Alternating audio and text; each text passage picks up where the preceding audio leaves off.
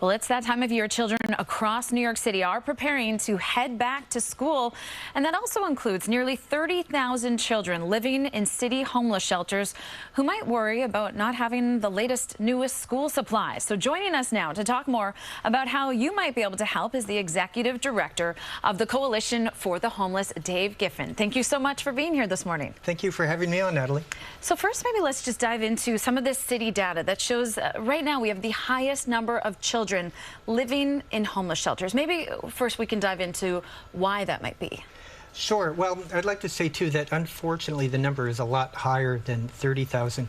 As of last night, there were more than 45,000 kids sleeping in New York City shelters, which is the highest it's ever been. And there are a couple of reasons for that. The main one is that families continue to fall into homelessness in New York City because they just can't afford apartments. They can't afford the high rent. So what happens most often is families fall behind in rent, they're evicted, and they end up in the shelter system. There's also many families who end up homeless because they're fleeing domestic violence, and so, it's usually mom and kids end up in the shelter system, again, because they can't afford the high cost of living in New York City, and so they have nowhere to go but shelters.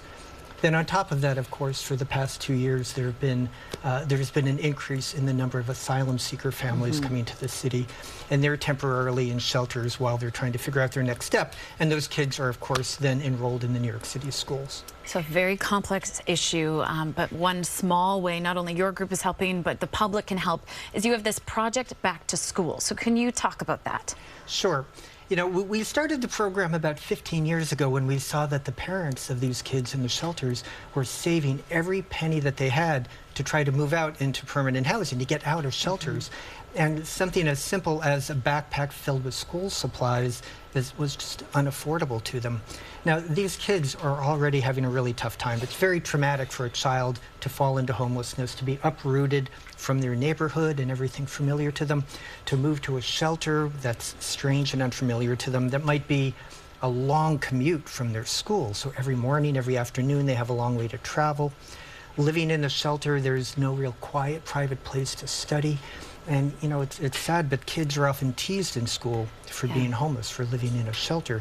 So we thought one thing we could do is at least allow them on that first day of school to show up with a backpack full of school supplies so they're able to, not stand out as being without and go in with some confidence. Right. Even something as basic as having that new backpack can give you that extra confidence you need to start the school year. So people can get involved. So how do they do so?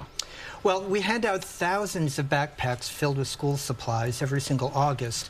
And if you go to our website, coalitionforthehomeless.org, you'll see a link there for Project Back to School, and you can see how to support that program so that we can purchase the backpacks and school supplies for the kids. Yeah, it's just such a simple idea, but so impactful. Dave, thank you so much for this program and for speaking with us this morning. And we've got more information on our website on how to help out.